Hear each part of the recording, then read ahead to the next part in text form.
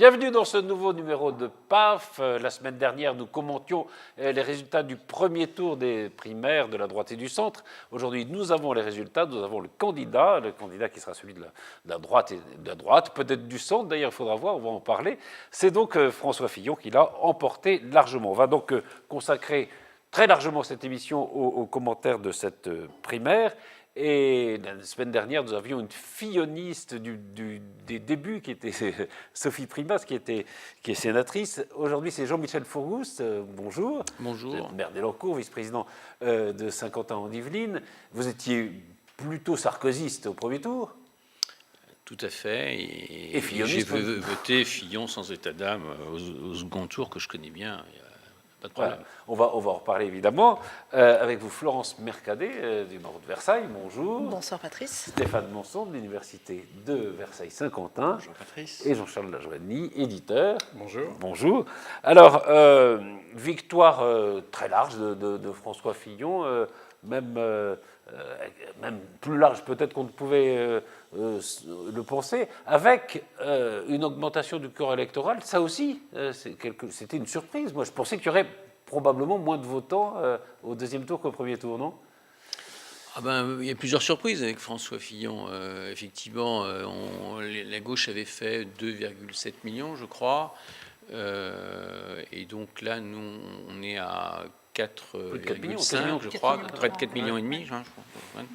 Donc c'est quand même plus de 50% en plus. Bon, écoutez, c'est bon signe, ça veut dire que ça a généré un rassemblement quand même large, donc c'est bien. Alors deuxièmement, effectivement, un candidat qui n'était pas tout de suite programmé par, entre guillemets, le système. On va le dire. Alors qu'est-ce que c'est que le système ? Oui, on ne sait pas très bien ce que c'est le système. Mais il est évident que l'ensemble du système avait désigné Alain Juppé comme le gagnant large, et il n'y avait plus photo. C'est vrai que, et bien entendu, je pense que les Français aujourd'hui n'aiment pas trop qu'on leur dicte les choses, ils aiment bien penser par eux-mêmes, ils l'ont montré. Et à force de vouloir penser ou d'empêcher de penser, parce que souvent on vous donne des vérités, on vous assène, vous ne pouvez pas penser en dehors, on n'ose même plus d'ailleurs faire autre chose que ce qui a été prévu.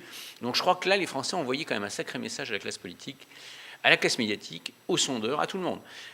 Effectivement, il n'était pas prévu, et en plus il est arrivé avec un programme, c'est très drôle, qui était plébiscité. Enfin, on disait que tout le journaliste disait que c'est le meilleur programme. Il a bossé, il a beaucoup travaillé. Il a peu de chances de gagner. Ouais. C'était mignon. Alors aujourd'hui, il devient visiblement gagnant. Et alors là, son programme est traité de tout. C'est assez mignon, assez caractéristique du système français. Mais cela dit, on aura l'occasion d'en reparler. Fillon plus montre bien ce problème qu'il y a en France. Les mots, alors c'est les mots. Alors, libéralisme, ultralibéralisme. D'ailleurs, le mot libéral est un gros mot en France, c'est original. Ultralibéral, c'est pire. Hein. Ouais. Non, je pense que François Fillon est un sociolibéral. Éventuellement, je le connais bien, ça fait plus de 20 ans. C'est la droite sociale. On va en parler, oui, parce que c'est la droite sociale. Au départ, aller jusqu'à dire que M. Fillon est un ultralibéral. Non, qu'est-ce qui est ultralibéral en France ? Bon, c'est très drôle. Mais c'est dit, on a le sens de l'humour, ne vous inquiétez pas. Sur l'écart, justement, entre Fillon et Juppé, vous avez été surpris vous-même ou... Oui, c'est assez rare comme score dans une démocratie. Enfin, un tel écart, normalement, c'est... 65,9%. Voilà. Si on prend les résultats des Yvelines, ils sont pas très, très différents, hein, c'est à peu près la même chose. Je crois qu'on est à 65,9, c'est ça. Oui. C'est quasiment un triomphe, on peut le dire. Oui, quand on arrive à ça, c'est pas une victoire, c'est vraiment un triomphe. C'est vraiment, c'est un raz-de-marée. C'est écrasant, c'est vraiment extraordinaire, quoi, avec une participation en hausse. Moi, je pensais, je ne suis pas le seul d'ailleurs, que quand toute la journée, on disait qu'il y a une participation qui est au-dessus de celle de la semaine dernière, beaucoup de gens pensaient que ça allait être au détriment de Fillon, que ça allait faire monter Juppé. Un peu de gauche, etc. Il y avait des bruits comme ça qui ont couru dans la journée d'ailleurs, et que Juppé pourrait peut-être refaire son retard. Enfin, il y a eu... Non ? Vous n'y pensiez pas une seconde ? Ouais, écoutez, c'était un peu bizarre. C'est vrai qu'à un moment donné, on avait l'impression que cette primaire de droite, entre guillemets, vous aviez un candidat de droite et un candidat de gauche qui s'affrontaient. C'était très drôle. Mais bon, a priori, je crois que ça a été tranché très largement. D'ailleurs, je crois qu'Alain Juppé a eu l'élégance de dire, à parler de large victoire, et ça a été très, très grand genre de ça. Mais Alain Juppé est quand même quelqu'un qui est capable d'être très grand genre. On n'est pas inquiet là-dessus. Mais c'est une énorme victoire parce que donc Fillon, il y a 3 millions de gens qui se sont portés sur lui, sur son nom, et Hollande aux primaires avait un peu plus d'1 million. Oui, il veut moins de votants. Oui, non, mais voilà, non, mais c'est, ça donne une assise qui est quand même extrêmement importante. Enfin, je veux dire, après, 2 millions de voix de différence. Après, il en faut au moins 2 fois plus pour être au deuxième tour d'une présidentielle et au moins 3 fois plus, 4 fois plus pour être élu. Il reste encore 17 millions de gens à convaincre. On n'est pas encore. On va en parler tout à l'heure de ça. Mais je pense que les gens qui sont allés voter sont plutôt des leaders d'opinion ou des gens actifs dans le débat politique.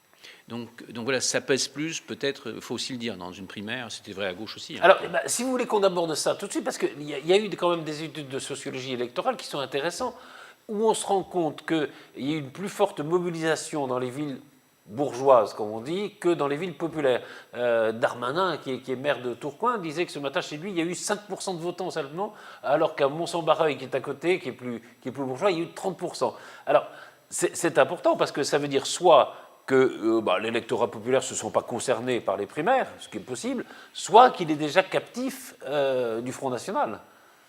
Ce qui est un vrai problème. Enfin, ça c'est un chiffre intéressant, me semble-t-il. Je crois aussi que dans les milieux populaires, le fait de payer pour voter n'est pas non plus quelque chose de tout à fait normal. Enfin, je veux dire, il y a beaucoup de gens qui disent, OK, nous, on peut être de droite, on peut être de gauche, on ne va pas non plus payer 4 euros, 2 euros. 2 euros qui... Mais oui, parce que mine de rien, enfin, quand on a beaucoup d'argent, c'est pas gênant, mais 2 euros, c'est le prix de 2 baguettes ou de 50 pains au chocolat, suivant l'homme politique. Mais enfin, c'est énorme. Donc 2 euros, on y va. Il n'y a peut-être pas que ça qui explique aussi. Non, mais quand même, le fait, c'est pas tant la somme, c'est le fait de payer pour voter, qui est quand même quelque chose qui est gratuit depuis la nuit des temps, enfin en tout cas en France. Donc je pense que ça joue aussi beaucoup. Stéphane a l'air de vous regarder. Non, mais je souscris, Jean-Charles, à ce que vous dites. Mais j'ai l'impression qu'on voit ici que c'est joué à ce second tour de primaire, le même phénomène au fond que pour les élections nationales, mais avec un surcroît de contraste. C'est-à-dire qu'on voit à peu près que les zones dans lesquelles ça a beaucoup voté sont plutôt, en effet, les zones urbaines avec des CSP plutôt intégrés dans la société. On a vu la même chose jouer au demeurant en 2011 à propos des primaires de la gauche. Ça n'a pas plus voté, comme on dit, dans les quartiers ou dans les zones un peu compliquées ou défavorisées pour les primaires de la gauche que pour les primaires de la droite. Donc il y a ici un comportement électoral qui n'est pas surprenant, si ce n'est que, alors s'il faut en croire ce que nous disent les sociologues, il faut parfois aussi relativiser, il y a quand même un électorat plutôt âgé qui s'est mobilisé en faveur de François Fillon, plus âgé que pour les scrutins, que pour les autres types de scrutins. Avec même quelqu'un qui disait, c'est des retraités qui veulent que les gens travaillent plus. Voilà. Si je peux juste ajouter une petite chose, c'est que dans un petit village, c'est aussi plus compliqué de s'afficher de droite ou de gauche. Alors que dans une grande ville, ça reste un peu discret. Alors que là, on est dans un petit village, il y a 500 ou 600 habitants, on arrive, on dit « coucou, je suis de droite, je vais voter », ou « coucou, je suis de gauche, je vais voter ». Donc c'est pour ça aussi que c'est moins facile. Alors, vous connaissez bien, aussi bien François Fillon qu'Alain Juppé. Alain Juppé, à votre avis, il ne s'est pas trompé quand même? C'est vrai qu'il était en tête dans tous les sondages depuis plus d'1 an. Enfin, il ne s'est pas trompé de campagne? Si. On ne va pas se le cacher. Juppé est un garçon intelligent, brillant, qui a l'expérience en plus. Oui. Bon.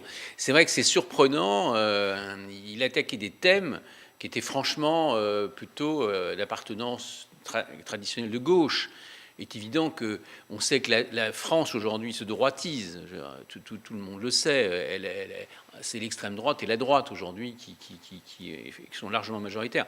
Donc c'était un pari impossible ce qu'il a fait. En plus, s'associer bien entendu avec une image qui est une image quand même très négative aujourd'hui dans la classe politique française, M. Bayrou, qui a directement fait voter pour M. Hollande, qui est prêt d'ailleurs à redémarrer une stratégie pour remettre M. Hollande à nouveau pour 5 ans de plus, c'est sûr que c'est un pari impossible. Je ne comprends pas. Alors, M. Juppé doit être plus affectif, j'en sais rien qu'il n'apparaît. Hein. Il passe pour un grand un peu technocrate, froid, etc. Mais visiblement, il doit y avoir quelque chose d'affectif parce que c'est insensé qu'il ait fait des choix, même de thèmes dans sa campagne. Vraiment, alors, il a une certaine assurance, il a une certaine confiance en lui. On a l'impression qu'il a fait une campagne de deuxième tour au premier tour et une campagne de premier tour au deuxième. Enfin, qu'il a inversé un peu les choses. Mais je pense que à un moment donné, il a pris des décisions aussi peut-être un peu, je sais pas, peut-être un peu seul, parce que il y a des choix qui sont incompréhensibles de la part de quelqu'un quand même qui est un garçon très brillant. Hein. Florence, là-dessus, non? J'ai trouvé surtout qu'Alain Juppé était moins convaincant dans son explication de bizarrement, thématiques. ouais. Dans le débat, Dans notamment. le débat, il avait un côté un peu plus fébrile et moins convaincant que François Fillon sur des thématiques qui sont quand même pas très lointaines, sur un certain nombre de sujets, sur les suppressions de fonctionnaires, même s'ils ne sont pas sur le même nombre, ça n'empêche qu'ils veulent supprimer des fonctionnaires, et je ne l'ai pas trouvé très convaincant. Et il a été plus... Oui, pardon, pas supprimer les fonctionnaires, c'est-à-dire de ne pas renouveler les fonctionnaires qui...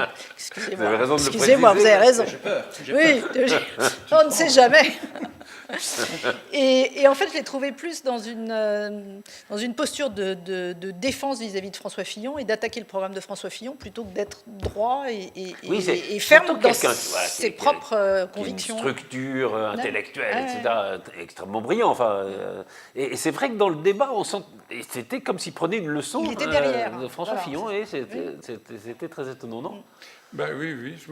Vous parlez de campagne du deuxième tour. Moi, je pense que c'était quasiment une campagne de deuxième tour de présidentielle. Oui, et même de pas de primaire. rassemblement, Voilà, oui, mais de là, rassemblement avant l'heure. Voilà. On avait un peu l'impression qu'il oubliait que c'était les primaires de la droite et du centre. Oui. Et c'est celui qui est le mieux compris quand même. Alors, si évidemment, on analyse a posteriori, mais enfin, celui qui a le mieux compris que c'était des primaires de la droite, et d'une droite assez classique, c'est Fillon, quoi. Bien sûr, mais c'est une sorte Et le vote anti-système, tout de même, il est évident Oui, alors qu'Alain Sarkozy, Juppé parce a que- été victime aussi Oui. d'une image très dans le système, enfin, inspecteur des finances, Quelqu'un qui a participé à tous les pouvoirs depuis 30 ans, en gros. c'est Alain Juppé, un garçon très bien, mais qui reste un homme qui a une image de l'État qui est aujourd'hui, il faut se le dire, un peu archaïque. Même cette espèce d'école qui le symbolise aussi, là qui aujourd'hui dont beaucoup demandent la suppression. Cette école est complètement décalée par rapport à la réalité. Je veux dire, il est dangereux d'envoyer encore une élite bien formée par les universités après l'ENA. Ça devient quand même un vrai problème. en train de Aujourd'hui, changer, d'ailleurs, la parce que- solution, le problème c'est l'État, la solution c'est l'entreprise. Le fait qu'il n'y ait pas chez aussi peut-être Alain Juppé ce passage, cette compréhension un peu du rôle de l'économie de marché, il est resté de l'économie administrée. Il est clair qu'il n'a jamais fait cette mutation. Fillon, 5 ans d'expérience, il s'est fait des convictions en tant que Premier ministre. Il s'est fait des convictions dans cimenter des convictions, je pense, dans l'épreuve de l'expérience et notamment de la crise, de voir un peu ce système social qui s'écroule. Enfin, un ancien de la droite sociale, quelque part quand même, Fillon, c'est pas n'importe qui, de le voir évoluer vers un sociolibéralisme, parce que c'est ça la vérité. Parce qu'il pas, n'a plus rien de voilà. seguiniste aujourd'hui. Oui, il est sociolibéral. Bon, mais il a vu la destruction du social. Par l'incompréhension de l'économie, par une espèce de aller surcharger de taxes, de charges et d'entreprises pour soi-disant créer un social qui en plus tenait pas. Donc on allait démolir des emplois qui allaient tenir, qui allaient produire de la richesse pour alimenter d'autres emplois qui ne tenaient pas. Enfin, c'était inconcevable. C'est un manque de culture économique de la classe politique française qui est un vrai problème en France, un déficit de culture économique. Et je crois que quelque part, Fillon a fait cet effort. Il a travaillé. Ça se voit. On a l'impression qu'il a beaucoup plus travaillé. C'est clair par rapport à Alain Juppé. Mais bon, écoutez, moi j'aime bien aussi Alain Juppé. J'ai pas de voilà, mais je crois que le vote anti-système, ne sous-estimons pas le vote anti-système aujourd'hui. Le vote anti-système, que l'on voit. il explique à votre avis la défaite aussi de Nicolas Sarkozy? C'est compliqué. La défaite de Sarkozy a une espèce de crispation sur cet homme qui, je vous rappelle, en octobre 2008, quand même, à mon avis, a sauvé notre pays d'une des plus graves crises depuis la dernière guerre, a sauvé même le monde. Hein. Il a pris des décisions d'une précision, d'une force. Et bon, c'est dommage de les stigmatiser, cet homme. Je vous dis, mais c'est la règle du jeu démocratique. Bon, voilà, une page est tournée, il faut le dire aussi. Bon, C'est ça la force Fillon. de François Fillon, c'est-à-dire de faire apparaître Juppé comme quelqu'un qui a gouverné en gros depuis 30 ans, qui a participé à tous les gouvernements, Sarkozy d'avoir gouverné pendant 5 ans, et lui d'apparaître comme une sorte d'homme neuf. C'est vrai ça a été un exploit quand même. Bon, parce que pendant longtemps, on a dit mais il pourra pas se présenter contre Sarkozy. Ils ont fait la même politique, ils étaient ensemble, etc. Non, un exploit, mais de là à dire que Fillon est le candidat anti-système, enfin, c'est franchir un gouffre que je ne me permettrai pas de franchir, parce que Fillon est un professionnel de la politique par Oui, excellence. il est Fillon en a commencé 80, en 80 assistant parlementaire. Il n'a jamais fait rien d'autre que de la politique. C'est pas un reproche, quoique si, peut-être un peu. Non, mais il a réussi à faire. Alors, en revanche, en effet, Ouais. il a C'est un réussi exploit, ça. grâce grâce, on l'a déjà évoqué, et je pense que ça a beaucoup joué, à cette image qui ne correspondait pas à la réalité d'hyper-président qu'on a collé sur Sarkozy, et que Sarkozy lui-même a contribué à s'attribuer d'ailleurs. Je précise, pas l'homme, excusez-moi, le programme de Fillon, qu'il a beaucoup travaillé, qui est effectivement le plus original de l'ensemble des candidats, c'est vraiment un programme anti-système. C'est pas la production du système classique, médiatico-publico avec les syndicats. Non, c'est un programme de réforme profonde. C'est un vrai programme, mais anti-système. C'est quasiment un programme révolutionnaire. Non, parce que c'est le seul à proposer des choses. Voilà maintenant dans la révolution. audacieuse, forte. Voilà.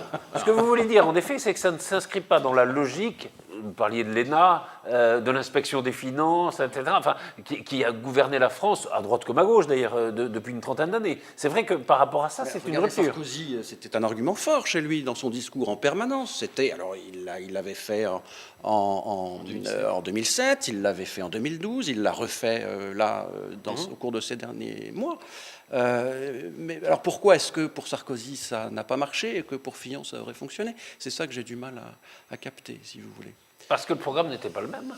Parce que, avait, alors justement, bien sûr. Justement, alors si on reprend les trois, la tripartition par Fillon, il disait au fond, Juppé a participé en gros à tous les gouvernements depuis 30 ans, donc il est un peu l'enfant de tout ça, enfin, de ceux qui ont conduit à la crise.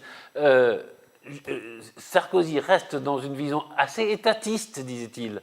Je reprends des paroles presque de Fillon lui-même, dans une vision assez étatiste de la politique, et moi j'essaye de proposer autre chose, plus libéral, etc., en se sortant un peu plus de l'État. Ça c'est les trois catégories telles que Fillon les définissait, et je crois que c'est un peu ça qui s'est passé, non ?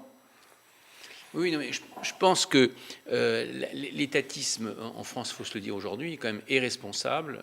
Vous avez quand même 6,5 millions de chômeurs aujourd'hui, toutes catégories. Vous avez un niveau d'endettement demain s'il y a une augmentation des taux d'intérêt. Vous savez tous très bien qu'on est devant une hypothèse de crise forte. Tout le système social est aujourd'hui en difficulté, n'est pas financé. D'ailleurs, est-ce qu'il est finançable? Donc effectivement, il faut revoir un certain nombre de choses et c'est quand même le seul qui a osé poser un discours vrai sur les vrais problèmes. J'oublie Sarkozy, puisque bon, maintenant c'est la règle du jeu. Mais entre les deux, Juppé, il n'y a pas de problème. Il y a un discours.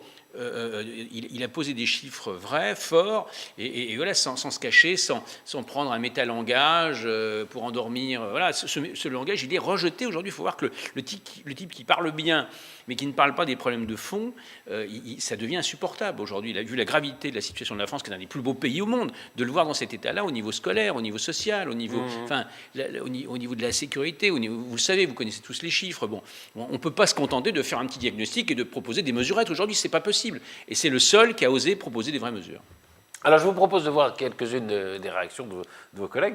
On va commencer par une filloniste de la première heure, la sénatrice Sophie Primas. Je pensais que les écarts allaient se resserrer au cours du deuxième tour. Et en réalité, je suis agréablement surprise parce que je pense que c'est un vote d'adhésion qui s'est exprimé. En réalité, les Français de droite et du centre se sont retrouvés davantage dans le positionnement de François Fillon, qui est un positionnement de droite. Très rapidement, avant la fin de l'année, on va tous se réunir. Moi, je vais, avec David Douillet, lancer un comité départemental, inviter tous les gens qui sont investis dans cette primaire. Donc, évidemment, elle le soutenait depuis le premier tour. Il va falloir, évidemment, maintenant recoller les morceaux. C'est pas si évident que ça. On a vu que la poignée de main entre Alain Juppé et François Fillon n'était pas si chaleureuse. Vous avez entendu Henri Guénaud ce matin? Oui, Henri Guénaud, qui dénonce... alors, qui était votre... Non, vous n'étiez pas député en même temps, non, mais... Si. Oui, non, vous avez raison. Non, il était encore à l'Élysée quand vous étiez député. Alors, Henri Guénaud, qui n'a pas de mots assez durs pour caractériser le programme de François Fillon, qui était quand même non, mais c'est un intellectuel. Sarkozyste. Mais c'est un intellectuel. Je veux dire, résoudre les problèmes français, c'est pas un truc d'intellectuel. Il faut leur dire une bonne fois pour toutes. On adore les intellectuels. Aussi, j'ai un doctorat de psychologie, j'ai fait aussi des études, un intello, j'écris des bouquins. Mais soyons sérieux. Aujourd'hui, si vous faites pas de la croissance du PIB marchand, vous êtes mort. Ce pays va disparaître des écrans radars si vous savez pas faire de la richesse. Donc, priorité aux gens qui ont créé des emplois marchands, qui ont créé de la richesse, qui savent alimenter les caisses sociales, les caisses fiscales. Et M. Guénaud ne connaît strictement rien à ce manque-là. Il est très sympathique, intelligent, cultivé, c'est bien. Il en faut aussi, hein, mais de grâce que M. Guénaud nous laisse travailler maintenant. Voilà. On l'aime bien dans ça. Ça, c'est réglé. Voilà, ça c'est fait. Alors, justement, alors, il y avait on l'a dit souvent, on a entendu ça souvent pendant la campagne, quand justement on disait que le programme de François Fillon était libéral, tout le monde disait, mais attendez, le libéralisme en France, c'est Madelin, ça fait 3%. Est-ce que les choses sont en train de changer, à votre avis, aux uns et aux autres, hein, ou est-ce qu'on se leurre sur la victoire de François Fillon et que ça risque de retomber une fois qu'il va être confronté à des opposants Mais je ne sais pas si c'est libéral ou pas, mais je crois que les gens ont envie que ça bouge. Ils ont été sensibles à un discours d'un homme politique qui dit « j'ai pris la mesure », comme le disait Jean-Michel Faubourg, « j'ai pris la mesure de la situation ». Ce que disait très bien Fillon hier, dans la France est la 5e puissance mondiale. On ne va pas laisser tomber ce pays, cette puissance. Mais l'heure est grave, l'heure est gravissime. Il faut prendre des décisions.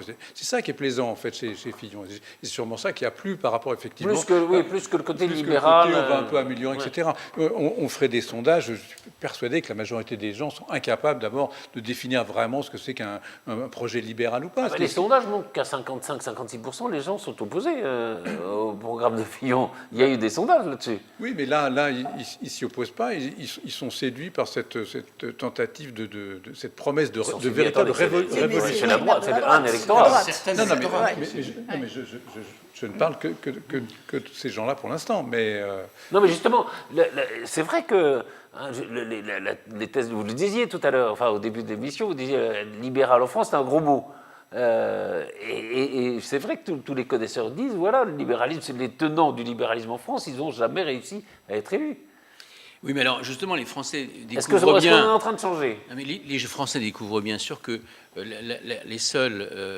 vous savez, moi j'ai une image libérale. Par exemple. La Commission des finances, je suis pas en ce moment, ils me disent, mais il faut que tu nous manques, parce qu'effectivement, on voit bien que toutes les solutions sont libérales, et on n'a pas eu le courage de les faire. Voilà. Donc des gens, même du centre voilà, assez modéré là-dessus, toujours... bon, ils disent, les solutions sont libérales. Je vous prends des images dans le monde qu'on nous balance. Regardez Fidel Castro, là. Bon. Symbole du combat contre le libéralisme économique, contre le capitalisme, etc. Enfin, quand vous découvrez que ce type communiste, il a 1 milliard de fortune personnelle, il est dans le magazine Forbes, enfin, dans la qualification des grandes fortunes. Non mais le type, il a croyote, l'antilibéral, des images, mais c'est des mythes qu'on a mis dans la tête de nos jeunes, de journalistes, dans nos formations, on en faisait un symbole. Ou alors Chavez, qui aussi se battait contre le libéralisme économique, etc., c'était l'autorité de l'État, etc. Le type, on trouve 10 milliards sur le compte bancaire de sa fille. Enfin, mais est-ce que vous vous rendez compte des images qui s'effondrent, donc sur ce combat contre le libéralisme économique, contre le capitalisme. Mais c'est fini ça. Le monde est libéral, le monde entier, sauf. Et regardez en Chine. Alors si vous avez de l'ultralibéralisme en Chine, tous les anciens pays communistes, la Russie. Quand vous avez du fric, là, vous pouvez tout, même chose en Chine que ça. Bon, mais en Europe, c'est du sociolibéralisme. Monsieur Fillon n'est qu'un bon sociolibéral moderne aujourd'hui qui a compris que le monde a changé, et lui-même a changé. Et c'est très bon, et c'est plutôt rassurant. Et c'est ça qui va faire réussir la France. Alors, il y a des économistes qui contestent ça, qui disent justement on est un peu à contre-temps. C'est-à-dire qu'on est-ce que c'est les 50 qui avaient signé le programme économique de monsieur comme Hollande Daniel Cohen, enfin des gens comme il ça. était dedans, je crois. Il avait signé les 50, où on devait faire 2 points de croissance en moyenne. Et là, depuis 4 ans, on est à 0,5 de moyenne. On est bien loin des 2 premiers et signés par nos 50 économistes. Sur le libéralisme, non oui, enfin, en tout cas, on peut constater que l'absence, en tout cas, de libéralisme tel que vous l'entendez tous, manque à beaucoup de Français. Donc, effectivement, je pense que tout le monde, beaucoup de gens vont être tentés de faire cette expérience libérale à la Fillon. C'est-à-dire qu'il y a une crise il y a en même temps une crise de l'État, enfin, ce que vous disiez tout à l'heure. Oui, effectivement, toutes les recettes à la Juppé, toutes les recettes qui proviennent de l'ENA, on s'aperçoit que ce ne sont pas les bonnes, visiblement, parce que sinon, ça aurait dû marcher. Ça ne fonctionne pas. Que ce soit des énarques de gauche ou des énarques de droite, ça ne fonctionne pas. Donc, allons-y pour autre chose. En fait, ce que nous dit cette primaire de droite, c'est que les gens de droite veulent une vraie politique de droite, libérale. Je ne vais pas dire décomplexée parce que ça n'a pas servi beaucoup. Oui, c'est un copé. Mais il n'y a pas plus qui le dit. Mais oui, Il y mais a bon, pas plus les gens ont une véritable envie de politique de droite libérale. Et je pense que l'échec de Juppé, c'est aussi parce qu'il représentait peut-être un peu cette droite un peu centre mou qui fait que ça a été rejeté par une partie de l'électorat de droite. Donc, savoir après ce qui va se passer dans les 6 mois à venir, je crois que le plus dur reste à venir pour Fillon, parce qu'il va falloir effectivement qu'il convainque d'autres électeurs que le libéralisme et la réforme de fond est absolument indispensable pour sortir notre pays de cette crise dans laquelle elle se trouve. Dites-moi une chose, vous vous souvenez de l'histoire, une belle démonstration scientifique. Quand on a fait tomber le mur de Berlin, il y avait un espace libéral et puis il y avait un espace complètement étatisé. Vous avez vu beaucoup de gens qui se battaient pour aller de l'ouest vers l'est. Oui. Vous êtes Est-ce que vous en avez un? Il Il n'y en a pas beaucoup qui se battaient. Donc je peux vous dire, l'espace libéral, l'espace de liberté, quand on fait confiance à l'homme, quand on est libéral, on fait confiance, et là il donne le meilleur quand vous lui faites confiance. Quand vous lui collez des polices politiques, comme dans ces pays-là en général, où l'encadrement, ou l'étatisation complète de toute son activité tous les jours, ben, il ne travaille pas, il ne s'investit pas, il n'y croit pas, voilà, il ne produit pas, et vous avez un niveau de vie qui s'effondre. C'est dans les pays où on laisse un minimum, on fait un minimum confiance à l'individu. Il faut l'encadrer un minimum, bien sûr, l'État, personne nie l'utilité de l'État, mais de grâce, regardons ce que tous les pays du monde qui réussissent font. C'est ce que propose simplement François Fillon. François Fillon, il va Juppé quand même et l'Allemagne de l'Est. Non, mais cette espèce d'esprit où l'État, le tout-État, où il n'y a que l'État qui a une supériorité morale, mais qu'est-ce que c'est que ce travail? L'État qui aura une supériorité morale sur le secteur marchand, mais vous êtes sûr de vous là? Mais je crois que on va s'arrêter où ce discours ne prend plus, ni même à gauche au demeurant, sauf pour une certaine gauche. Le discours qui est tenu, qui considère que l'État a une supériorité morale, etc. Non. Je crois que la gauche aujourd'hui, enfin ce qu'on appelle la gauche de gouvernement, a autant fait contre l'État que le ferait la droite, etc. Donc je crois que pour cela la question est réglée, il y a simplement une question de curseur. Mais je voulais dire que on est pour l'instant dans l'ordre du discours. Ce sont des discours qui sont plus ou moins séduisants, puisque c'est le rôle du politique que de se faire élire, que d'aller séduire les électeurs. Donc ce discours est séduisant parce qu'il a un côté, c'est vrai, vous l'avez dit, novateur.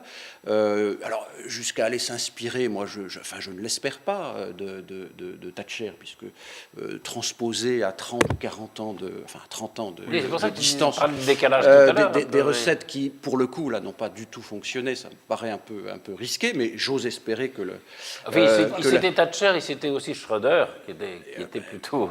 Oui, mais enfin, voyez, l'exemple type, Schröder était du SPD, Thatcher était conservateur, pourtant, l'un et l'autre ont convergé. Enfin, je veux dire, François Fillon se revendique de l'un comme de l'autre. C'est l'époque de prise unique, c'est l'époque de Juppé, l'époque de Saint-Germain-des-Prés.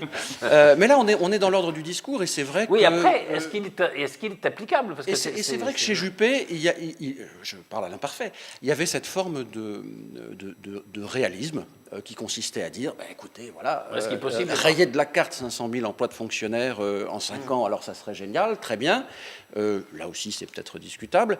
Mais ça ne va pas... Enfin, avec les contractuels. Contractuels. Mais ça ne va peut-être pas être ou possible ou facile. Donc, mettons la barre un peu plus bas en étant presque certain d'y arriver plutôt que d'annoncer des chiffres qui peuvent séduire, mais qui sont, je le pense, enfin, totalement surréalistes. Alors, est-ce qu'on peut dire? Oui, justement. Je crois qu'en termes de fonctionnaires, ou d'emploi, on va dire, d'emploi public, enfin, donc on est à plus de 6 millions, et donc il y est prévu 1 million de personnes qui partent quasiment dans les 5 années. Dans les 5 années. Oui, on a parlé d'emplois contractuels dans le public et de fonctionnaires. Donc il y a près d'1 million qui partent en 5 ans. Si vous n'en renouvelez pas 1 sur 2, vous avez, sur 5 ans, vous avez 500 000 donc fonctionnaires ou emplois publics en moins. Ça n'a rien d'extraordinaire. Et en plus, si vous passez à 39 heures, vous rajoutez 10%, 35, 30 heures, c'est 10%. La durée vous rajoutez 10% des emplois publics. Donc vous imaginez, en fait, c'est pas extraordinaire de dire ça.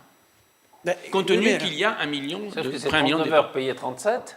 Alors ça, Alors ça, vous laissez ça à la négociation. Oui, Ouais. pour le moment, 39 heures. Vas-y, et il y on aura parle de négociation 35. là-dessus. Oui, hein. oui. Parce que dites donc, il faut quand même un panier bien garni pour faire accepter Oui, à oui, des c'est ça, syndicats d'agents publics le fait, vous allez travailler 39, mais vous serez payé Payé 37. 37. Il vous faut Ça des veut dire qu'ils arguments négocient, assez, mais assez rudes. Hein, non, assez est-ce forts. que justement, ça c'est un vrai problème. Vous avez bien vu au moment de la loi El Khomri comment les syndicats sont montés vent debout, enfin contre une réforme qui n'était peut-être pas une réforme aussi profonde ou radicale que celle que veut François Fillon. Est-ce que vous avez quand même pas, même s'il y a la légitimité de l'élection, c'est bien, mais est-ce que vous n'avez quand même pas peur de la réaction des Français, enfin, de la rue, des syndicats, des gens qui sont opposés? D'abord, la peur n'évite pas le danger, vous connaissez la formule, mais cela dit, regardez le nombre de blocages qui est sous le gouvernement socialiste de gauche, des syndicats. Ben oui. Donc, de toute façon, Non, mais c'est ça. Voilà. Ouais, De toute façon, il faut pas.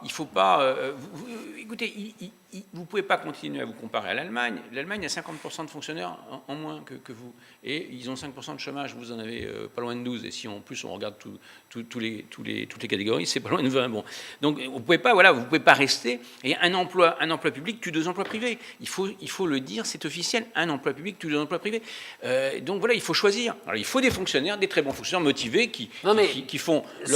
C'est pas 35 heures la moyenne dans les autres pays européens. Donc on se met simplement aux normes européennes. Ça n'a rien d'extraordinaire tout ça. Hein. Non, mais je ne dis pas que ce soit extraordinaire. Je dis quelle va être la réaction de la société française. Et s'il y a des blocages, comment on fait? Qu'est-ce qui se passe, quoi? Il y a quand même ce risque-là, on ne peut pas sous-estimez l'exclure. pas la gravité de la situation perçue par les agents de blocage, parce que même les agents spécialisés dans le blocage en France, il y en a, on les connaît, il est clair qu'eux aussi identifient une dangerosité du fait de la gravité de la situation économique. On lance des produits qu'on ne finance pas. Enfin, écoutez, la dernière, vous êtes le seul pays au monde qui, vous avez une situation économique de dette, etc. On vous propose actuellement le revenu minimum universel, enfin je crois que c'est M. Hamon qui propose ça, ça coûte 300 milliards. En dehors des concentrations de dette. Hein. Il faut trouver 300 milliards. 300 milliards, mais c'est une nouvelle aide. On ose en France dire qu'on va mettre une nouvelle aide de 300 milliards. 300 milliards, c'est la totalité de tous vos impôts.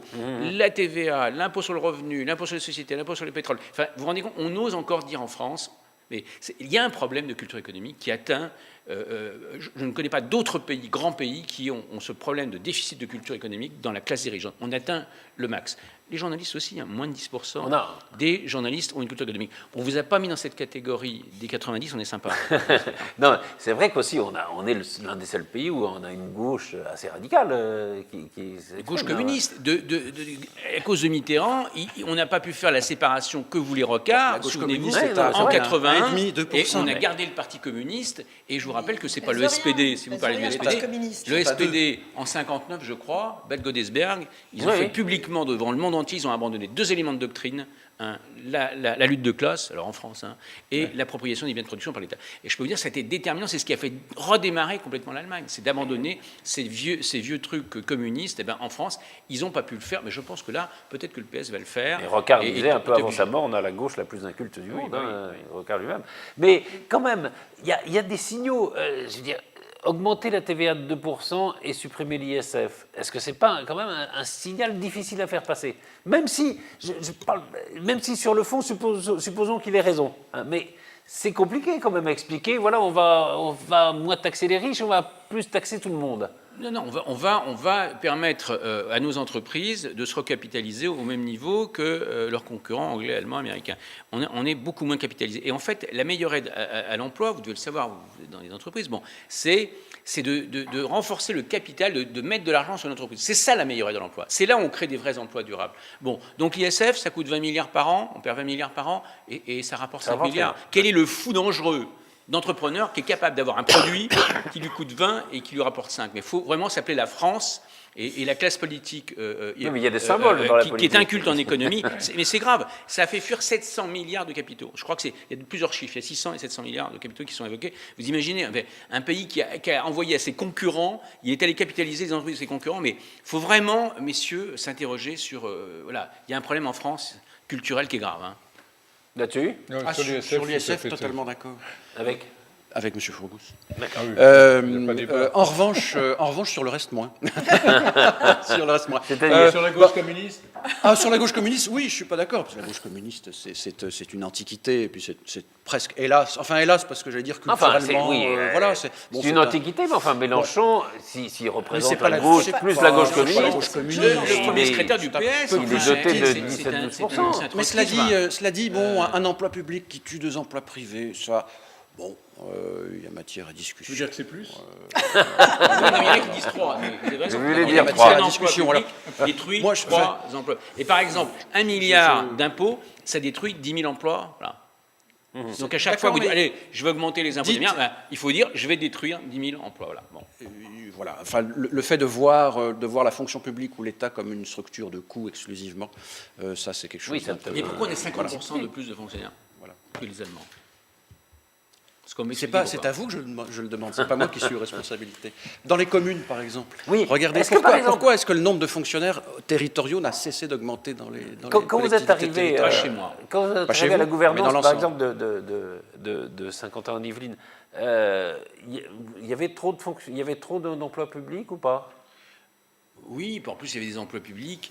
Je vous avoue que 44 personnes au service communication de l'agglomération, c'est vrai que je n'ai pas très bien compris dans quelles conditions. Donc il y a des... En plus, il y avait les enfants des élus, etc.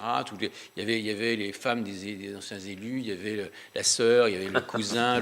Bon, c'était devenu une entreprise familiale. Alors c'est vrai qu'on a remis un peu d'ordre. Aujourd'hui, on a quand même à peu près des bons collaborateurs qui exercent des compétences, mais il y a des gens qui étaient rentrés en dehors de toute règle. Voilà. Donc il y a une tendance quand même forte, Oui, peut-être on plus a forte assaini aujourd'hui, c'est à peu près. dans l'administration locale et régionale que dans l'administration centrale, non? Oui, mais les excès, les excès, ils sont partout, les excès ont été, non, les excès, vous avez raison, les excès ont été beaucoup faits dans les collectivités, il ne faut pas se leurrer, et notamment dans les régions. Alors, on va... Si vous voyez ce que je veux dire. Oui. Combien étaient tenus par la gauche? C'était toutes, Sauf Toutes sauf une, je crois. Ah non, mais la gauche a un espèce, ils en ont fait un mythe. L'emploi public, c'est plus moral, vous savez. Ah bon? En quoi? Pourquoi un jardinier d'Elancourt est fonctionnaire et pourquoi un jardinier chez Bouygues est privé? Non mais l'égalité, elle est où l'égalité? Mais qu'est-ce que c'est que ces mots? C'est comme ce pauvre Fidel Castro, ces espèces d'images qu'on vous vend. Mais tout ça, c'est du vent. Et les Français se sont aperçus que c'est du vent, tout ça. Et Fillon a eu le courage effectivement de poser des vrais problèmes. Alors maintenant, écoutez, on va discuter. Les gens qui veulent vraiment nous discuter du sociolibéralisme français, qui est européen au passage, hein. L'Europe est sociolibérale quand même. On va en parler. On va revenir un peu à la politique avec une autre réaction. Quelqu'un qui s'était prononcé depuis très longtemps pour Alain Juppé, c'est le maire de Poissy, c'est Carl Olive. Le combat qui nous attend aujourd'hui et pendant 6 mois, c'est bien le défi de remporter l'élection présidentielle. J'en veux pour preuve le déplacement sur chacune des manches de cette primaire de plus de 4 millions de Français. C'est légitimer le vainqueur. François Fillon a désormais tout le pouvoir, entre guillemets, de pouvoir bien se préparer avec toutes les sensibilités, mais il est légitimé par ces Français qui souhaitent l'alternance. Sur le fond, sauf qu'il faut le payer. Donc voilà, alors là c'est une réaction justement de regroupement. En revanche, je voudrais vous en faire écouter une autre, c'est celle de Bruno Millienne, qui est conseiller régional et qui est membre du MoDem et qui, comme un certain nombre de centristes, a des réserves à faire sur le programme de François Fillon. On va prendre le temps, il faut qu'on réfléchisse. Ça va pas se faire, on va pas faire ça du jour au lendemain. D'abord, c'est pas dans nos gènes, dans nos habitudes. On prend toujours le temps de la réflexion pour se décider. Et je peux pas parler à la place de François Bayrou. Nous, on va surtout travailler, essayer de proposer une autre alternative, et on verra l'accueil que nous réserve cette nouvelle alternative qu'on va proposer. Alors. Non mais soyez pas provocateur, ne me demandez pas ça à moi. Écoutez, vous savez, j'ai des certitudes et des convictions, vous savez, comme j'y cimenté aussi moi dans l'épreuve d'abord, je suis bien ami modeste, j'ai grandi tout seul et j'ai monté une entreprise tout seul. Bon, l'épreuve de la vie, donc c'est vrai que je suis pas centriste. Quand vous avez des vraies convictions, non mais cela dit, je reconnais nos amis centristes, qui font partie du jeu. Je travaille avec eux aussi, mais enfin voilà, diriger un pays en ce moment qui est dans l'état de la France en pleine guerre mondiale mondiale économique, enfin la mondialisation, c'est une forme aussi de... Bon, bref, il est évident que moi, je veux bien qu'on travaille avec eux, il n'y a pas de problème, mais bon sang, on veut des décideurs maintenant. Et les centristes, malheureusement, ne sont pas des décideurs. Un coup, ils sont à gauche, un coup, ils sont à droite, mais on les aime bien quand même, ils sont sympathiques. Voilà. Mais en plus, ce qui est marrant, c'est qu'il y a toujours beaucoup d'élus centristes. Il y a moins d'électeurs centristes. On aimerait bien que ça s'inverse un peu, quoi. Mais cela dit, on les aime bien, ils font partie de la majorité. Bon, pas de problème. Mais c'est vrai qu'on a un peu de mal à suivre votre ami Bayrou. Je reconnais que... Pourquoi? Non, on sait non, jamais. il a soutenu Juppé, Juppé n'est pas élu. Mais on ne sait pas du tout ce qu'il va faire dans 3 mois. Il peut tout à fait ressoutenir la gauche. Enfin, c'est-à-dire, il est totalement incontrôlable. Enfin, incontrôlé. Il l'a fait. S'il se présente, c'est pas pour gagner, Patrice. Ah non, je ne sais rien. Attendez, non, mais... On a eu une surprise, ça suffit. Non, je dis, j'en sais rien. Non, ce qui est vrai, c'est que... Faire perdre l'autre. Non, la victoire de François Fillon laisse quand même une place plus vaste à une opposition, alors qu'elle soit centriste, centre-gauche, ou Macron, ou non, mais que ce soit Macron, que ce soit Valls peut-être, etc., que ne l'aurait laissé la victoire de Juppé, non? Ça me paraît évident, enfin... Bah oui, parce qu'il y avait un accord Juppé-Bayrou. Oui, mais vous savez d'abord, tous les centristes... Vous savez, il y a les vrais centristes, et puis il y a les centristes, bon... etc. Bon, je crois qu'aujourd'hui, même les centristes se droitisent, si vous voulez mon avis. J'en rencontre pas mal. Et c'est très bien, moi ça me va. Il n'y en a plus beaucoup, mais Bayrou, il n'a pas de député, il n'a même pas de député à l'Assemblée nationale. Enfin, je ne sais plus. Non, il avait le pauvre Jean Lassalle. Jean Lassalle, mais comment voulez-vous écoutez, moi je ne sais pas, moi je suis porte-parole d'un groupe de 150 députés à ce moment-là. Vous savez. Non, mais ce que je veux dire. Mais lui, il pèse plus rien. Ne parle pas de Bayrou. Peu importe Bayrou. Non, mais ça peut être Macron, ça peut être... je pense que les centristes vont partir vers Macron, par exemple, ils vont pas aller vers Bayrou. 120 jeunes. 120 jeunes qui sont partis. C'est un produit des médias, c'est vous, enfin vous, pas vous. C'est un produit des médias. Voilà. Ça va être la même pub qu'on a fait à oui, enfin, produit des médias, j'ai vu que 120 jeunes de l'UDI rejoignaient aujourd'hui Macron. J'ai vu. C'est pas rien. Non, mais il parle bien, c'est le gars qui parle bien. Mais moi, j'aime bien les gens qui ont des résultats. Les Français, ils veulent des résultats, pas des mecs qui parlent bien. Non, il n'y a plus personne à l'UDI. Qui est un rigolo comme Jean Arthuis, par exemple, est parti ce matin vers Macron. Oui, Jean Arthuis, c'est quand même un type pas sérieux du tout. Non, mais c'est vrai. Non, mais ça laisse une place. Admettons, Jean Arthuis, j'admets. C'est quand même, je le connais, c'est quand même un type sérieux. C'est un bon économiste en plus. Oui, on peut pas. Ouais. Mais parce que là, c'est intéressant parce que vous parliez de l'antisystème. Alors je ne sais pas si Macron est antisystème. Certains vont dire, mais enfin, il était banquier, etc. Bon, énarque, inspecteur des finances. C'est vrai que ça n'aide pas à être antisystème. Non, mais bon, mais quand même, il propose une solution qui n'est pas la solution classique de la politique sur un domaine libéral, mais qui peut-être apparaître comme un domaine libéral un peu plus moderne que celui de Fillon. Ça peut attirer des gens quand même. Si vous ne rassemblez pas des députés, vous ne passerez jamais. À un moment donné, il vous faut une majorité à l'Assemblée. Vous êtes élu président, mais si vous n'avez pas... Oui, mais attendez, la seule loi qu'il a faite, il est passé de 7 dimanches à 12 dimanches. Sur 52 quand même. Bon. Et il l'a fait avec le 49-3, c'est-à-dire qu'il n'a même pas pu trouver, lui, ministre des Finances, il n'a pas pu trouver une majorité pour voter ce truc-là, rien d'extraordinaire. Bon. 49 quarts. Oui, bon. Voilà, c'est quand même pas un homme. Il faut emmener les gens derrière vous pour diriger un pays. Il n'a pas du tout les caractéristiques. D'ailleurs, ça a été dit par ses collègues. Bon, cela dit, il communique bien. Il a critiqué les 35 heures. Bon, forcément, c'est original pour un mec de gauche qui dit les 35 heures, c'est une calamité. Oui, donc il a été médiatisé et tout. Mais soyons sérieux. Non, la candidature, moi, je n'y crois pas. Maintenant, écoutez, bonne chance, un type sympathique en dehors de ça, qui dit plutôt moins de bêtises que la moyenne du type de gauche en politique. Mais non, je disais Macron, mais ça pourrait être... alors, on peut en parler un peu de la situation de la gauche. On sait depuis aujourd'hui qu'il n'y aura pas une candidature de Valls contre Hollande, visiblement, alors que dans le journal du dimanche, Manuel Valls laissait entendre qu'il pourrait se présenter. Mais qu'est-ce que ça serait la meilleure solution pour vous, pour Fillon? C'est que Hollande se représente? Écoutez, les échos que j'avais dans les bureaux de vote hier, j'entendais des discussions de type de droite plutôt, qui disait moi je vais aussi aller voter à la primaire de gauche parce que franchement si Hollande j'en veux plus, etc. Alors il y en avait d'autres qui disaient attends, surtout pas, c'est notre meilleur candidat, tu vas pas empêcher Hollande de se présenter. Bon, ça faisait sourire tout le monde parce que voilà l'ambiance un peu hier soir qu'on entendait. Mais si c'est Valls, vous n'avez aucune crainte. Enfin, tout le monde dit que le meilleur candidat, à mon avis, de la gauche, c'est Valls. C'est Valls. Je veux dire, bon, pour les gens qui connaissent un peu le travail de l'Assemblée, etc., quand même un type qui a une majorité derrière lui. Enfin, les députés l'aiment bien quand même, plus que Hollande. Hollande, ils ont peur. Hollande va les emmener dans la catastrophe. Oui. Et je ne sais pas, ils sont à plus de 300, je ne sais plus, les députés. Demain, il n'y en aura plus que 70. Or, Valls peut limiter la casse. Oui, c'est important. Il est clair que Hollande va augmenter la casse. Ouais. Donc vous en aurez peut-être moins de 70. Enfin, c'est bien sûr que les types, ils ont la trouille. Et ils veulent le présidentiel qui va les sauver leur poste, bien sûr. Là-dessus, c'est le syndrome de 1993. Hein. Enfin, absolument.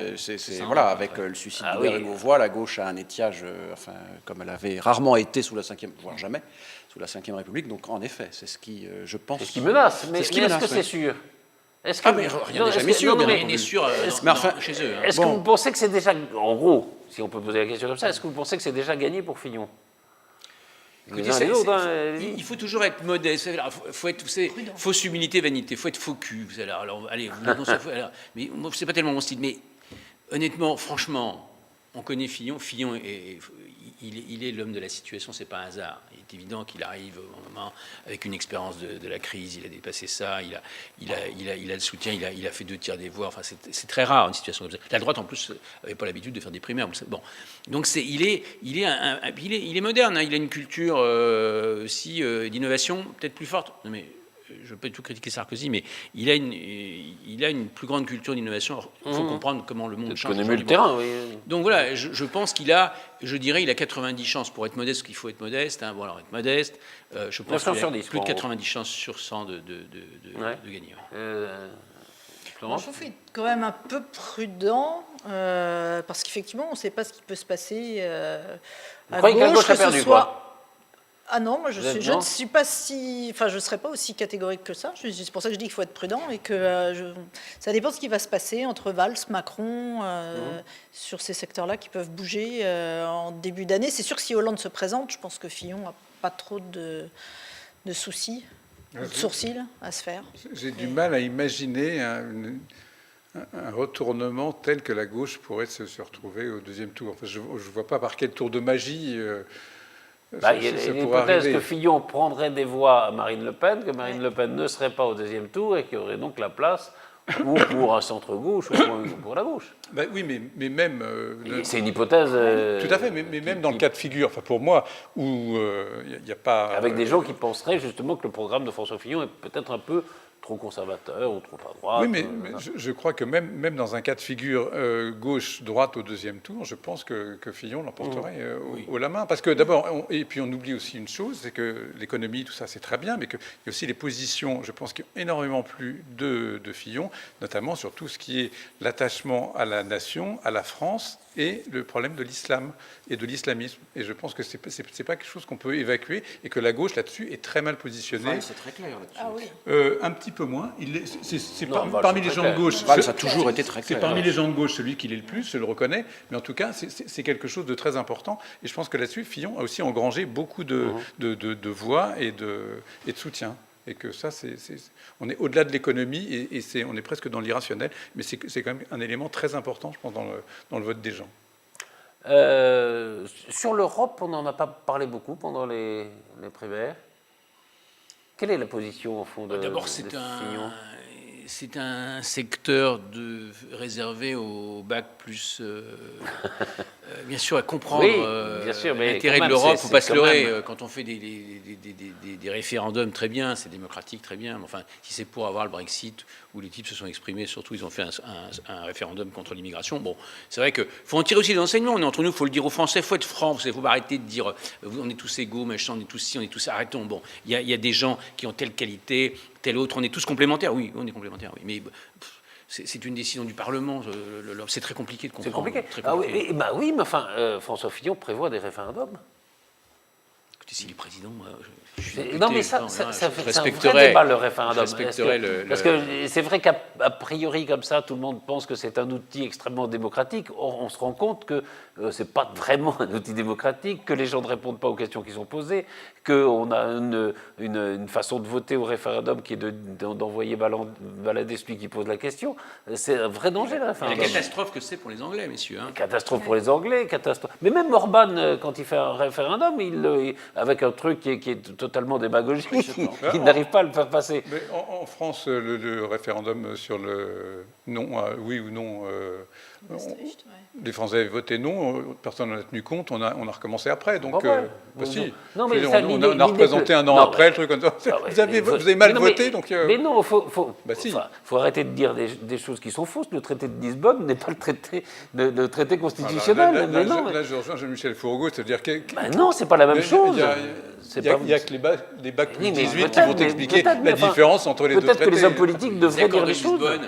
Le taux de 3%, je sais pas quoi, de budget obligatoire pour la recherche, faut faire des grands. Mais ça, faut pas rêver. Vous faites pas des référendums là-dessus. Enfin, les Anglais, ils ont voté contre l'immigration, alors qu'ils se souvenaient plus qu'ils étaient hors Schengen. Oui, c'est ça. Faire, hein. Et puis ils ont voté, oui. Ils ont voté en pensant que le Brexit ne passerait jamais, surtout. Mais ils ont voté en écoutant une partie de leur classe politique. Et en écoutant, oui, absolument. Oui, alors effectivement, il faut le rappeler. Alors, je voudrais qu'on parle de choses qui concernent plus le territoire. D'abord, il y a le prix Territoria médaille d'or qui a été attribué à votre ville, à la ville d'Élancourt, pour sa politique en matière d'éducation et pour notamment l'efficience numérique. Alors, qu'on en parle. Et alors, c'est amusant parce que le deuxième, c'est Bordeaux. Comme quoi, voilà, Bordeaux est habitué à la deuxième place. Alors, il y a plusieurs critères, mais en gros, dans les critères, voilà, nous on est dans l'or, et Bordeaux est dans l'argent, et Paris, je crois, d'ailleurs, est dans bronze. D'accord. Bon, très content pour celui. Voilà, bon, moi, écoutez, moi, c'est ma passion depuis des années. Hein. J'ai arrêté mes études à 16 ans, j'ai travaillé chez IBM, j'étais passionné par l'informatique au début, etc. J'ai fait ensuite, j'ai repris mes études après, etc. J'ai fait un doctorat de psychologie sur le numérique et justement l'impact sur la société, etc. Donc c'est une vieille. Donc j'étais élu maire. Dès que j'étais élu maire, j'ai transformé ma ville en laboratoire de recherche sur le numérique. D'ailleurs aujourd'hui, l'Éducation nationale dit que Élancourt est le laboratoire national donc pour eux de la modernisation de la pédagogie. Donc ça c'est passionnant. C'est que quand vous allez arriver à Élancourt, d'abord vous n'avez plus de cahiers à spirale, là, comme vous les journalistes, là, quand vous nous interviewez, vous avez tous des tablettes pour rentrer chez vous le soir, c'est quand même moins lourd qu'un sac de 12 kilos. Là, vous apprenez l'anglais par visioconférence. Des États-Unis, etc. Vous avez une qualité de réseau numérique très fort. Vous avez des robots, vous avez 50 robots dans les classes d'Élancourt. Donc les enfants, ils sont là à programmer eux-mêmes le robot. Enfin, vous imaginez, on augmente le plaisir d'apprendre des enfants et on augmente le plaisir d'enseigner des profs. Alors quand vous réussissez ça, et vous augmentez la créativité des mômes, l'autonomie et la confiance en soi. Alors, ils font des fautes, vieille question qu'on nous pose. Enfin, ils ne savent pas écrire de toute façon. Donc ils continuent à écrire. Ils continuent à écrire, mais reconnaissez-vous là. Vous avez utilisé un stylo aujourd'hui? Oui. Combien de temps? Non, mais moi je suis. Moi j'ai beaucoup écrit aujourd'hui. Je n'ai fait que de l'ordinateur. Oui, non, c'est sûr. Moi, je l'utilise de temps en temps, mais minoritairement. Un stylo. J'ai dû tout cumuler dans la journée. Allez. Peut-être une demi-heure. Voilà, 30 minutes. Ouais. Voilà. Eh bien, écoutez, ici, elle travaille 8 heures, 10 heures. Non, oui, il faut concevoir que les enfants de demain, ils vont beaucoup... C'est pas le numérique qui les a apportés. Hein. J'étais là avant. Mais on ne leur interdit pas d'écrire. Ouais. Mais en tout cas, c'est une réussite. Je veux dire, Élancourt, on est visité du monde entier. Encore, je crois, demain, on a encore des visites d'outre-mer. C'est une réussite. Et en même temps, la mission parlementaire est partie d'Élancourt et on est en train d'emmener l'ensemble de la France. Bien sûr, alors il faut un peu d'argent quand même pour payer un maire. Vous parliez des États-Unis, il y a quand même 23 États aux États-Unis qui ont décidé d'arrêter l'enseignement de l'écriture quand même. Donc moi je trouve ça extrêmement inquiétant. Je vive le numérique, mais voilà, est-ce que... Allez leur demander pourquoi. Moi, j'ai pas demandé ça à Élancourt. Ouais. J'ai pas demandé ça à Élancourt. Mais c'est vrai qu'on sent bien que le numérique est en train d'envahir. Vous êtes devant un tsunami qui va transformer complètement votre façon de penser, de mémoriser, de travailler entre vous. Et c'est un moyen de lutter contre les inégalités sociales aussi. Ah, d'ailleurs, alors ça, très bien, mon cher Patrice, sachez que le prix, il a été remis notamment par rapport à la lutte contre les inégalités Ouais, à non, c'est l'école. un Et en vrai fait, moyen, voilà. absolument. Et il faut savoir, donc ce prix, on l'a notamment parce que vous soyez pauvre ou riche, bon, le riche, il a une tablette, il met de l'or autour, ça change rien. C'est les contenus Non, qui c'est le comptent pour la contenu qui rapidité. compte, Bon. absolument. Donc vous êtes devant un outil, bien Ouais. sûr, qui prend l'égalité. Et par exemple, on a une classe à Elancourt pour les autistes. Eh ben, on est la seule ville qui a été choisie, bien sûr, compte tenu de notre infrastructure, très, très, très opérationnelle. Eh ben, on a une classe autistes, on reçoit tous les autistes du département, et ça les aide considérablement. Donc, vous voyez, c'est quand même un sacré plus. Et puis, il est évident qu'on développe la culture d'ingénieur. Il est évident qu'un enfant qui sort d'Elancourt, il a une culture des sciences de l'ingénieur nettement supérieure. Donc, voilà. Maintenant, écoutez, Est-ce que vous allez l'étendre à la communauté d'agglomération? ben, bien cette sûr, c'est expérience demandé. Mais en même temps, c'est après une question de sous. Vous Oui, savez, oui, ça coûte cher. je vous êtes au courant C'est de que l'investissement, quand ça, on pour vous le dit coup. qu'on a que 0,5 points de croissance alors qu'on en attendait 2 depuis 4 ans, il est évident que ça a des conséquences de chute de 20%. On perd 20% de nos moyens dans toutes les communes de France. Donc c'est un moment difficile pour, bien sûr, lancer les infrastructures, parce que c'est quand même un peu coûteux. Hein. Les tableaux numériques dans toutes les classes, C'est ce qu'on appelle l'information des profs. C'est à partir de Ce qu'on quelle- appelle la quelle dépense classe d'investissement, ça. Hein. Maternelle. Maternelle. Un crayon, c'est moins cher. Oui, rien, c'est moins cher, mais ça donne, oui, mais ça reproduit les inégalités, le crayon, vous savez. Non, mais Beaucoup plus que les tablettes. Si, non, bien sûr, bien sûr. Les On sait codes très de bien, on sait l'écriture Écoutez, vous sont savez plus très bien que sélectifs. c'est les On sait- milieux sociaux favorisés, ils peuvent s'en passer. Mais on sait Les très bien autres, que les beaucoup enfants moins. riches continueront à apprendre à écrire. Donc les inégalités, voilà, de Oui, ça sera 80% peut-être moins des- important de savoir écrire. Alors, non, je moi, vais moi, vous je donner pense un que c'est très exemple. important. Dans certaines entreprises, il paraît qu'un ingénieur, Rapidement, c'est parce quelqu'un, qu'il un faut ingénieur, qui maîtrise moyennement le numérique, et vous avez un type qui arrive avec un BTS, mais lui, il maîtrise le numérique. Il arrive à trouver la solution plus vite que l'ingénieur. Je peux vous dire, ça épate dans un atelier. Hein. Donc attention, ça c'est vraiment un outil de C'est un réussite outil, et absolument. d'égalisation, bien sûr. Merci beaucoup, merci beaucoup, merci beaucoup Jean-Michel Fourgousse, merci beaucoup Florence Mercadet, Stéphane Monson, Jean-Charles Lajoigny. Bon, on se reverra un petit peu plus tard, on va regarder un petit peu ce qui se passe à gauche dans les prochaines semaines, et puis on reparlera quand la campagne présidentielle va vraiment commencer. Merci à tous et à bientôt pour un nouveau numéro de PAF.